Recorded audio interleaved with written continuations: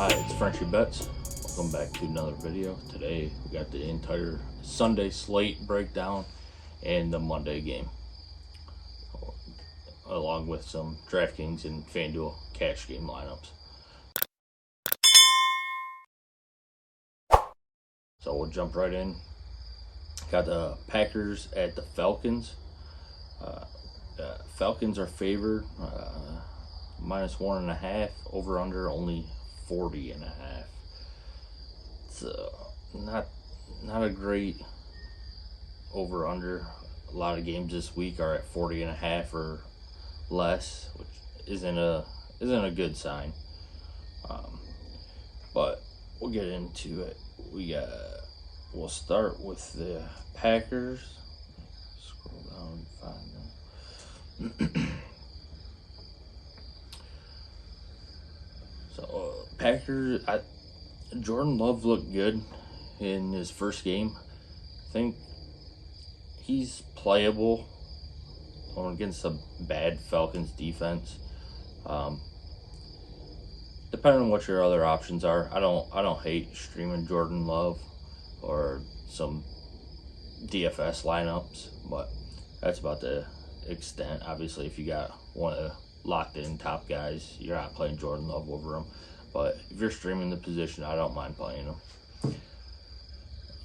We got Aaron Jones dealing with an injury. If he's in, you gotta play him with how good he's been in his entire career. He looked good last week, but dealing with a soft tissue leg injury.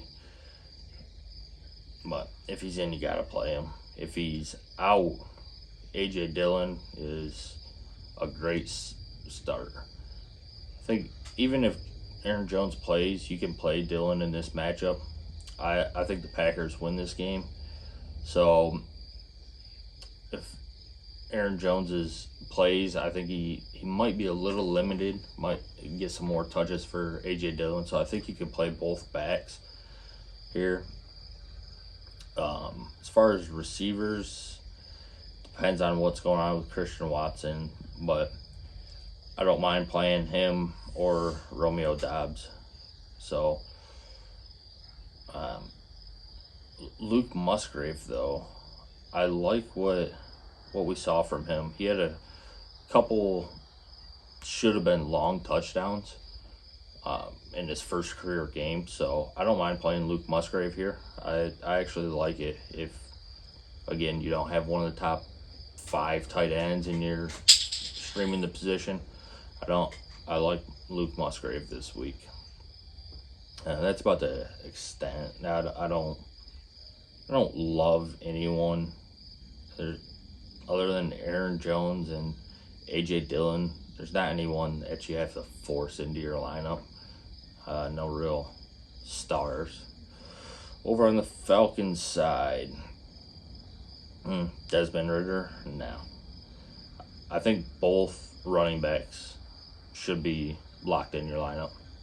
Bijan and Tyler Algier. They both look great. We know the Falcons want to run the ball a ton. I'm playing Bijan and Algier this week. As far as receiving, that's where it gets tricky. Only 18 pass attempts.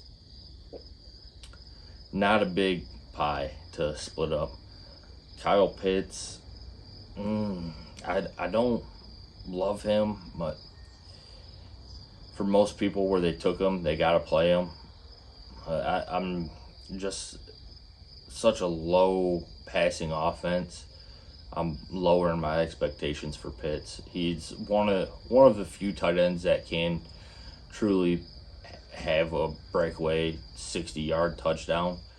So he's not a bad play. He can always break one. I mean, he only had 2 receptions and had 44 yards.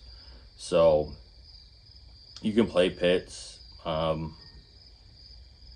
than that, Drake London, I don't see him getting 0 receptions again, but it's a low pass offense, low value pass offense. So depending on what your other options are.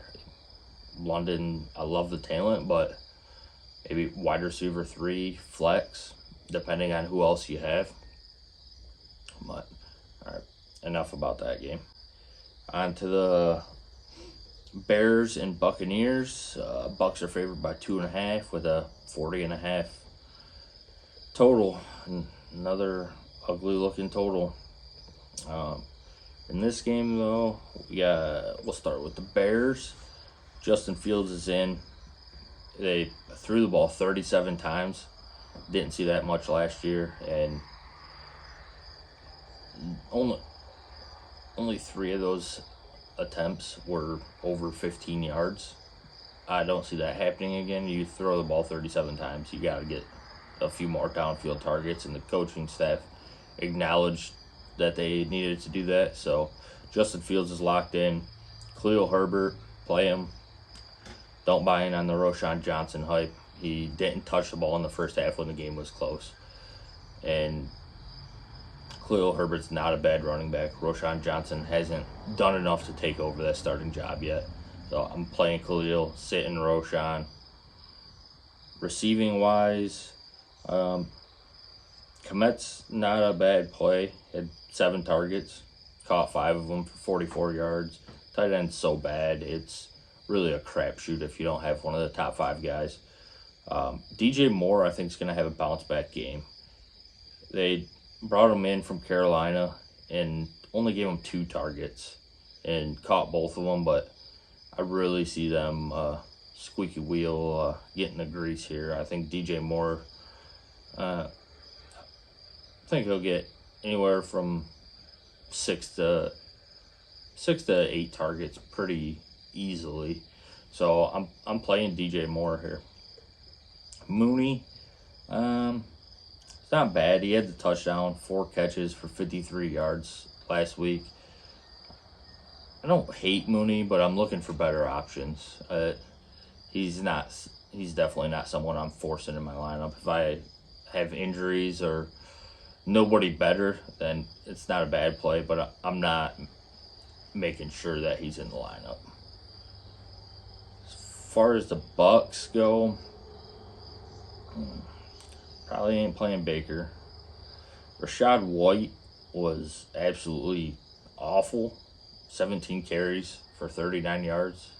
Only 2.3 a carry. But getting that much volume, I don't think they're going to turn over to Sean Tucker yet. It could be coming in the future if White doesn't get any better, but I don't think it's this week. So, got 17 carries and 2 targets. You're giving me close to 20 opportunities. You got to play him. Low end running back too, flex option. Receivers, Mike Evans, Chris Godwin, they're both in. And a little bit of a dart throw. Cade Otton, he only had 3 targets, but he ran more routes than any tight end in week 1. So I don't mind a little dart throw on Cade Otton if you don't have anybody. Moving on to the Seahawks and Lions. Finally, we get a good game to talk about. Lions are favored by 4.5 with a 47.5 over under. Starting off with the Seahawks. Geno looked awful, but I'm sticking with him. I'm lowering my expectations a little bit, but I think you can still play Geno. I'm not fully bought into the Lions secondary. I know they played Mahomes, but he had nobody. We saw the drops, so I'm not fully bought in on the Lions secondary yet after how bad they were last year. So I'm playing Geno, playing Kenneth Walker. He looked great. Charbonnet, I'm not playing at all. He only had 3 carries for 11 yards. Don't play Charbonnet. Receivers, DK's in. Then we got to see what's going on with Tyler Lockett. He played over 80% of the snaps. Only 2 catches for 10 yards. I don't see that happening again, but JSN looked good. He got more targets, more receptions, but played way less snaps than Tyler Lockett did. So I think you can flex either one of them, Lockett or JSN. I think they'll be okay. And I'm not expecting any big numbers, wide receiver 2 numbers or anything like that, but I think you can flex both of them and not disappoint as long as the Geno doesn't play as bad as he did in week 1. Last year these teams played and put up almost 100 points, so hopefully we get another shootout like that. Over on the Lions side of thing, I think Jared Goff is a great play this week. He's at home. We know he plays better at home. Put up 253 and 1 last week. But I think Goff is a great play this week. I think he's locked in to put up over 250 yards. So if you're streaming position or even just have Goff as your only quarterback, I feel pretty good about it. Running backs, I think you can play both of them. Montgomery had 21 carries. Wasn't very efficient, only 3.5 carry, but had the touchdown. So I think he's still going to get the majority of the work. The 21 carries is going to come down anywhere from 15 to 18 carries. So you can play Montgomery. Jahmyr Gibbs, I think they get him a lot more work this week. All the coaches said that he was going to be eased in, and he looked great. So I think his workload is just going to continue to ramp up until he takes over the job. And he had 7 carries and 2 targets, so 9 opportunities. I think he gets up into the 12 to 15 range this week. Receiving, Amon-Ra is a fantastic play. The Seahawks secondary isn't good. Going to get a ton of targets. No need to spend any more time. Sam Laporta, I think he's a good play this week. I think Goff's going to have a big game. Going to spread the ball around, and Laporta in his first career game had 5 targets, caught them all for 39 yards. So I think Laporta's a solid play. You can definitely do worse. So on to the next game. We got the Raiders and Bills. Bills favored by 8.5 with the 47 over under. And I'm not going to spend a ton of time on guys that we know are in your lineup no matter what. So starting with the Raiders. Jimmy G, no. Josh Jacobs is locked in. You don't need to spend any more time on him. Receiving wise, Devontae's locked in. Then we got to look at what's going on with Jacoby Myers. Obviously, he's dealing with the injury, but he had 10 targets and caught 9 of them. So if he's in, I don't mind playing Jacoby at all. If he's out, and I'm really not high on anyone else, to be honest. I think on this side of things, it's Jacobs and Devontae Adams, and that's it. I don't want anyone else in my lineup. We're on the Bills side of things. Josh Allen's in. He's gonna have a bounce back game. He's in. James Cook, I think you got to put him in your lineup. He looked good. He had 12 carries and had 6 targets, which we normally don't see from Bills running back. So he's locked in. He's in there. Stephon Diggs, obviously he's in. I think you can play Dalton Kincaid. Him and Dawson Knox both got 4 targets, but I think Kincaid is just a better all-around tight end, so I don't mind playing Kincaid here. Gabe Davis, you never know what you're getting with Gabe Davis. There's no rhyme or reason to it. He has huge blow up games, and there's no rhyme or reason behind it. It's not against bad defenses, not at home. It's just random. So if you're down and looks like you're the underdog in your matchup, you can throw Gabe Davis out there and hope one of his explosion games come. But that's all we got on the Bills. Chargers and Titans. Chargers are favored by 3 with a 45.5 over under.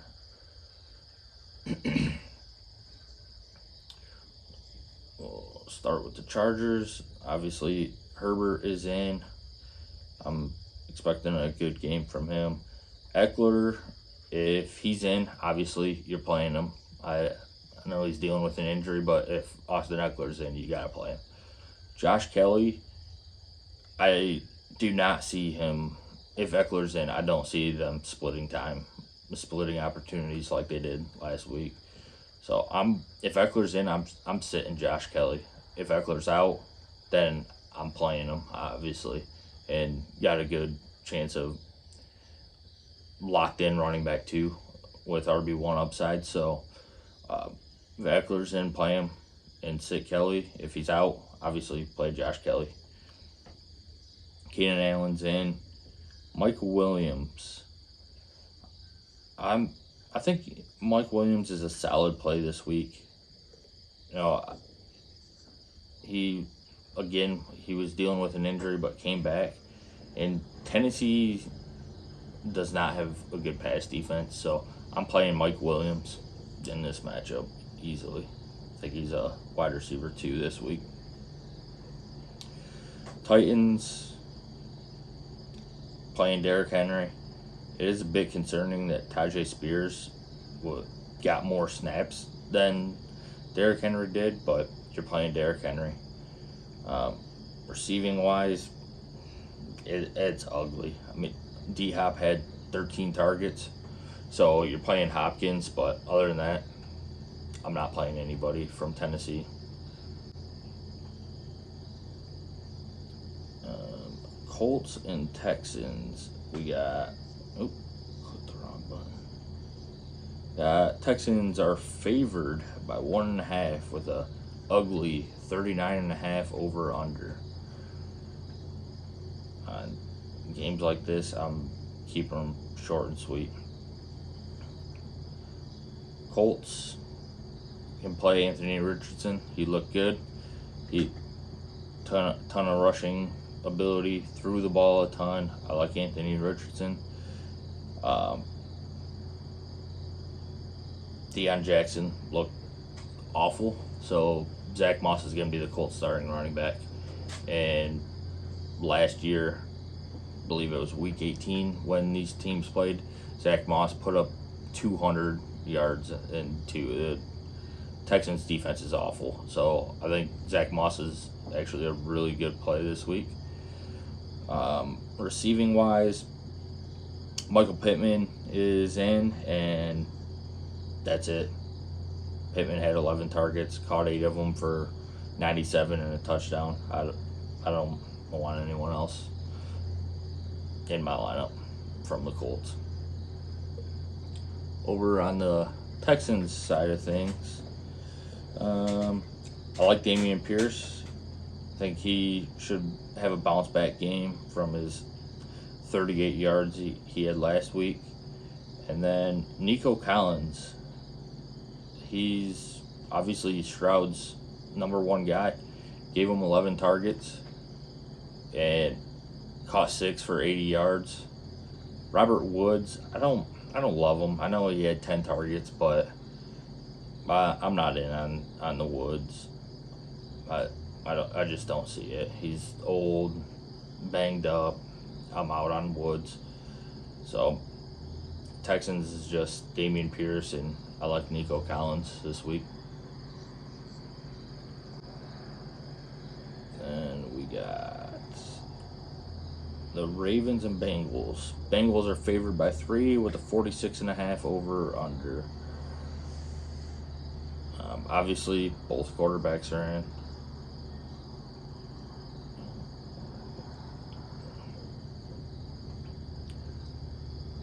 So starting with the Ravens, Lamar Jackson's in.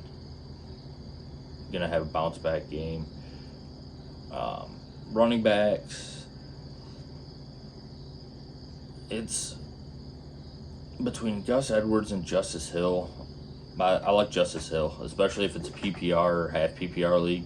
He's by far the better catching running back, and he was the first one that came in when Dobbins went down, and he was getting goal line work. So I'm playing Justice Hill. I'm not playing Gus Edwards.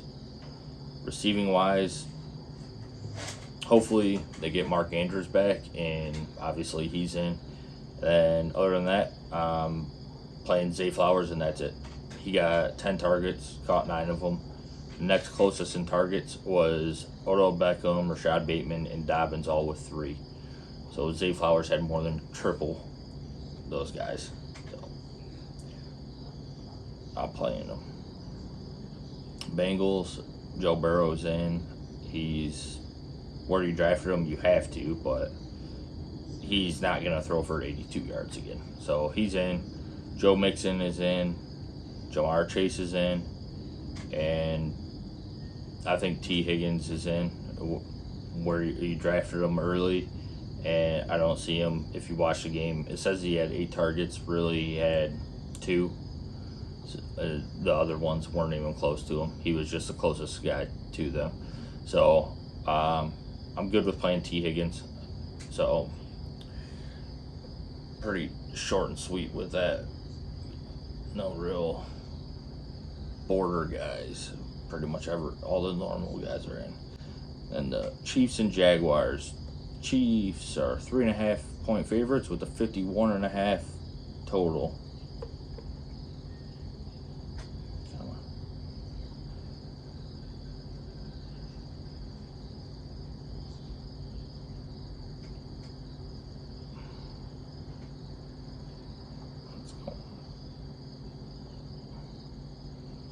Obviously, Patrick Mahomes is in. Didn't have the greatest Patrick Mahomes-like game like we're used to, but Mahomes is in.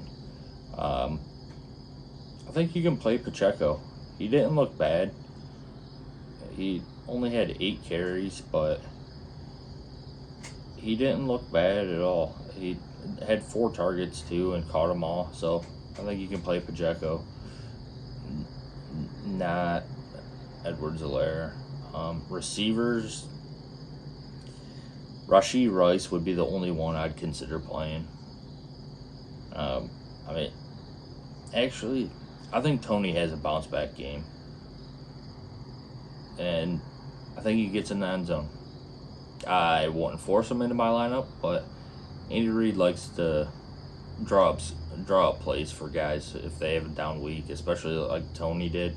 So I could see Tony getting a little cheap pop pass, touchdown, or something like that. Then, other than that, if you want to throw a dart at Rashee Rice, I don't hate it. And obviously, Kelsey, if he plays, is in.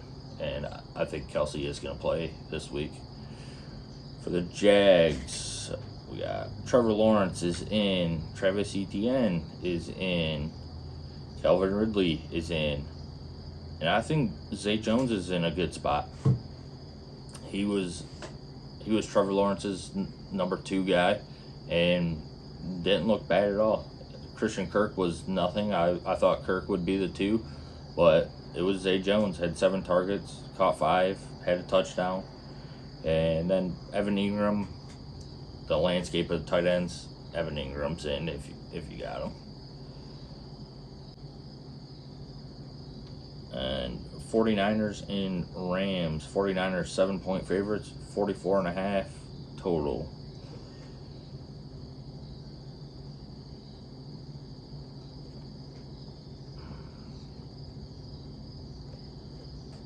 Sorry.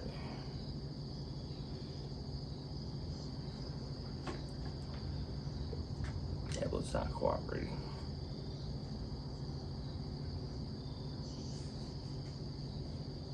On the 49ers side of things, I think you can play Brock Purdy. You know, he throws for 2 touchdowns every game, threw for 220 yards. So I think Purdy's a solid start this week if you're streaming the position. CMC's in, and receiving, Ayuk looked better than he's ever looked. 8 targets, caught them all for 130 and 2. Kittle, only 3 catches for 19 yards, but you really don't have a much better option. And Debo is in.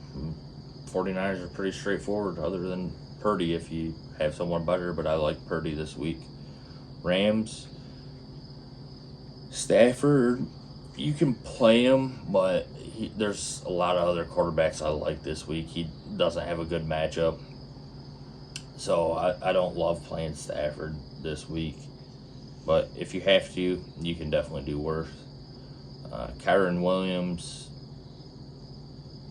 he obviously looked better than Cam Akers. I'm not playing Cam Akers, but even Kyron Williams only averaged 3.5 yards per carry. Going against a great 49ers defense, probably going to be trailing the whole game, so I'm not playing either one of these running backs. Receiving wise, I just saw Puka's dealing with a little bit of an injury. If he's in though, I'm playing him. Rookie in his first career game gets 15 targets and catches 10 of them. I'm playing him. Tutu, I don't mind playing him either. A big play guy, average almost 20 yards a catch. So I don't mind playing Tutu. And Tyler Higbee, again, these tight ends are so bad. I like Higbee, should get plenty of catches. And Van Jefferson, only if you're feeling risky. He had 5 targets, but only 24 yards, so Van Jefferson's a bench for me unless you're feeling real risky. Giants and Cardinals. Giants minus 4.5, 39.5 over under. I'll keep this short and sweet. Giants, playing Saquon and Daniel Jones. Yeah, I'm playing Daniel Jones against Arizona. Daniel Jones, Saquon, and Darren Waller. Cardinals, I'm playing James Conner and maybe Hollywood if you want. Zach Ertz got a bunch of targets. Tight ends, do what you want. But really, James Conner is it for me. Jets and Cowboys. Cowboys 9.5 point favorites, 38.5 total. Jets, I'm playing. It's such a tough matchup, but if you got the running backs, Delvin Cook or Breece Hall looked good.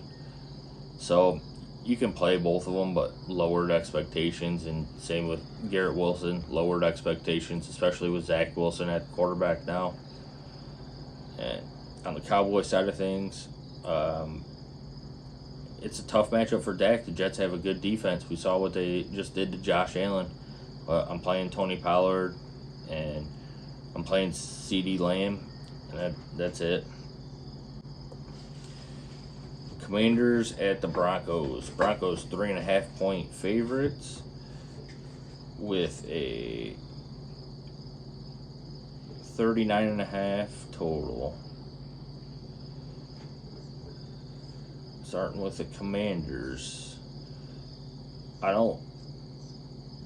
It is a tougher defense, but I don't mind playing Sam Howell. I definitely look for better options.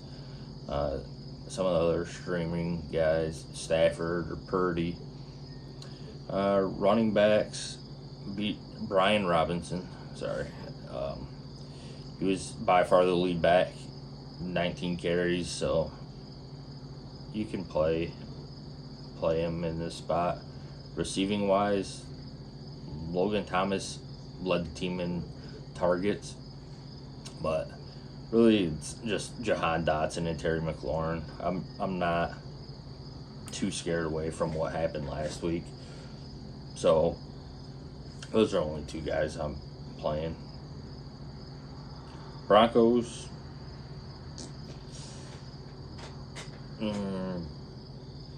Javonte Williams, Samaje Perine, Cortland Sutton. I mean, those are the only guys that would even be in consideration. And Javonte didn't look great, but he was the lead guy. Samaje, at least, he only had 41 yards rushing, but he at least had 4 catches for 37 yards. So I think Samaje's in, and that's it from that game. That's an ugly game. Dolphins and Patriots. Dolphins 3-point favorites, 46.5 total. And we'll start with the Dolphins. Tua's in. It's a lot tougher matchup. I'm not expecting 500 yards again, but I think Tua's got to be in with the explosive weapons he has. And Raheem Mostert, I'm good with playing Raheem this week if you got him. And receivers, Tyreek and Jalen Waddle are in. Durham Smythe, if you're desperate at tight end, he did have 7 targets. And Dolphins throw to their tight ends in the red zone. So I don't mind if you want to take a chance on Durham Smythe, but Dolphins are pretty cut and dry.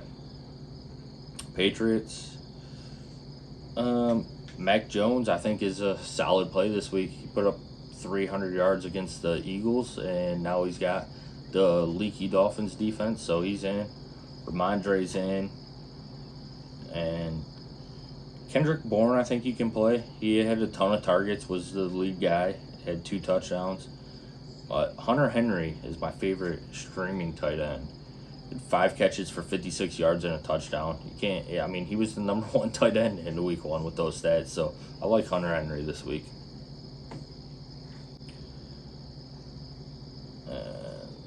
Saints and Panthers. Saints 3-point favorites with a total of 40.